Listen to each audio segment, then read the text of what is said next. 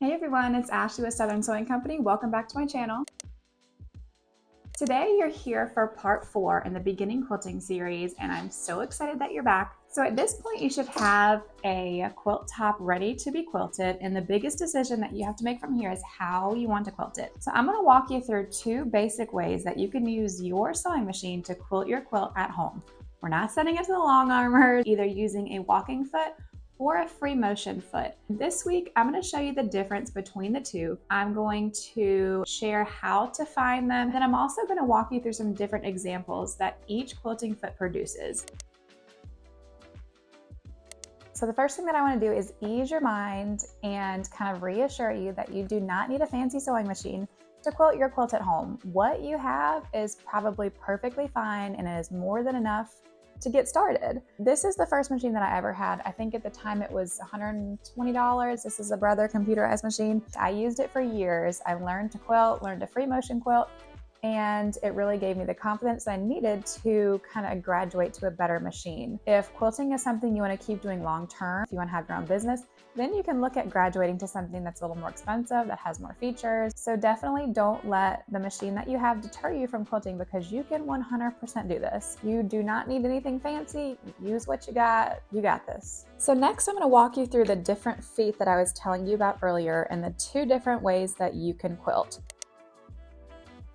So number 1 option is using a walking foot. These are 2 different kinds. One was for the Brother machine that I showed you just a minute ago, and this is for my current machine. So they look a little bit different, same basic principles. It's mechanically designed to walk over multiple layers of fabrics. So this is perfect for lots of layers, for thicker quilts, and if you want to do straight line quilts. Let's go through some different designs that we can accomplish with a walking foot. So this one is just basic diagonals, and you can kind of go either in both directions or just in one. This is one of my favorite designs, and this is how I'll be completing ours. And this is what I call cross quilting, and basically you're using your seams and creating lines on both sides, and then you're going to do that vertically and horizontally. And then it comes together in a square in the middle. So next is pretty common, and it is just straight line quilting. And you either use a guide or a marker or just your foot to create these long straight lines. This is a pretty cool design on the back too, because it creates this movement and this dimension just with these straight lines. Another option is stitching in the ditch. And I know you can't see this, and that's kind of the point. But I am following along with the seams here, and my quilting kind of disappears. So this is perfect for maybe a minimalist quilter, or if you don't want to put a lot into it, you aren't sure what to do, this is a really good option. When we talk about walking feet, we talk about straight line quilting. This was actually done with my walking foot, and I created these wavy lines, which I think are pretty cool, and it gives it this movement that I absolutely love. One of the coolest things about quilting is, even though these are all the same, the different quilting methods that we choose really gives something extra to your quilt and makes it a little different. So those are the options that we have for walking feet that we're going to talk more in depth next week. Number 2 option is a free motion foot, also known as a darning foot, but these are the 2 different ones that I have for my machines. Once your feed dogs are dropped down on your machine, you are free to move your fabric around as you see fit. This free motion foot is designed to kind of bounce over and not get stuck on top of it.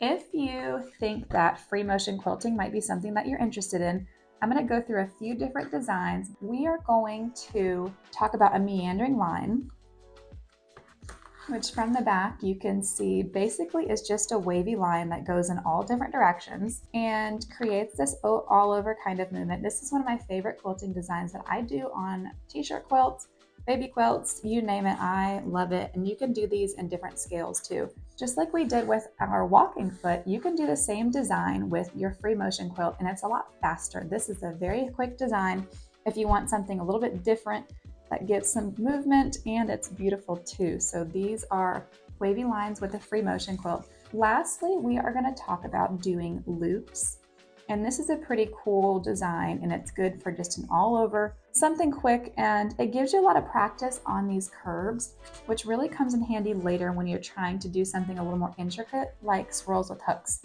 These are the different designs that we're going to go over more in depth in week 6 when we talk about free motion quilting. It's very important to find the foot that fits your machine. Typically, in every other YouTube video I've ever done and every blog post, I will direct you to Amazon because Amazon's my favorite. We live 40 minutes from town. I got 5 kids. I'm not trying to trek to Columbus to go to Joann's every other day. So I utilize Amazon a lot. So with that being said, do not use Amazon to get your presser feet, to get your quilting feet, to get any kind of feet for your machine.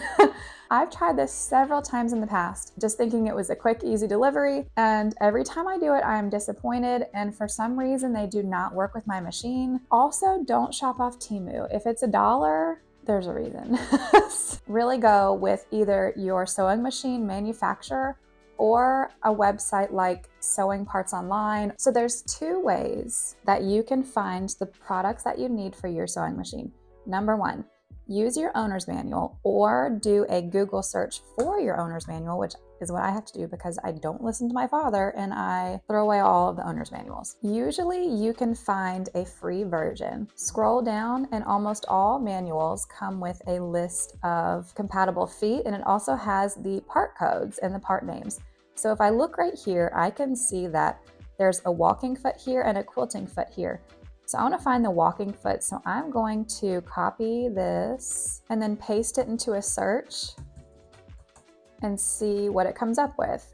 So here it's pulling up Baby Lock. It's pulling up the Sewing Parts Online website that I was talking about. So I'm going to go to Sewing Parts Online because that is the website that I typically use.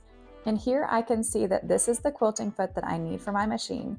So if you don't have the manual, if you don't have access to the manual, you can either look up sewing machine parts by brand, by the name of your sewing machine. So here's Baby Lock, which is what I have.